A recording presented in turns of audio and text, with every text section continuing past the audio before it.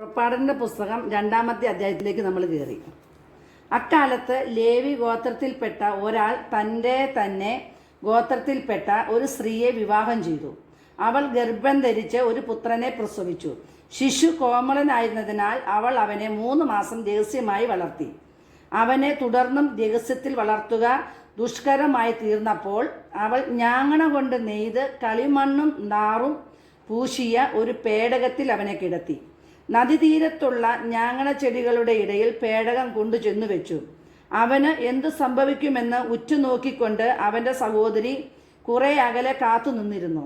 അപ്പോൾ ഫറവോയുടെ പുത്രി വന്ന് കുളിക്കാൻ നദിയിലേക്ക് ഇറങ്ങി. അവളുടെ തോഴിമാർ നദീതീരത്തിലൂടെ നടക്കുകയായിരുന്നു.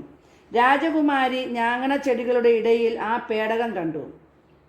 ഒരു ദാസിയെ അയച്ച് അവൾ അത് എടുപ്പിച്ചു. തുറന്നു നോക്കിയപ്പോൾ അവൾ ശിശുവിനെ കണ്ടു. അവൻ കരയുകയായിരുന്നു. അവൾക്ക് അവനോട് അനുകമ്പ തോന്നി. ഇത് ഒരു ഗെബ്രായ ശിശുവാണ് എന്ന് അവൾ പറഞ്ഞു. അപ്പോൾ അവൻ്റെ സഹോദരി ഫറവോയുടെ പുത്രിയോട് ചോദിച്ചു, നിനക്ക് വേണ്ടി ഈ കുട്ടിയെ മുലയൂട്ടി വളർത്തുന്നതിന് ഒരു ഗെബ്രായ സ്ത്രീയെ ഞാൻ വിളിച്ചു കൊണ്ടുവരട്ടെ? ഫറവോയുടെ പുത്രി അവളോട് പറഞ്ഞു, അങ്ങനെയാവട്ടെ. അവൾ പോയി ശിശുവിൻ്റെ അമ്മയെ വിളിച്ചു കൊണ്ടുവന്നു. ഫറവോയുടെ പുത്രി അവളോട് പറഞ്ഞു, ഈ ശിശുവിനെ കൊണ്ടുപോയി എനിക്ക് വേണ്ടി മുലയൂട്ടി വളർത്തുക. Praise the Lord. ഹല്ലേലൂയ.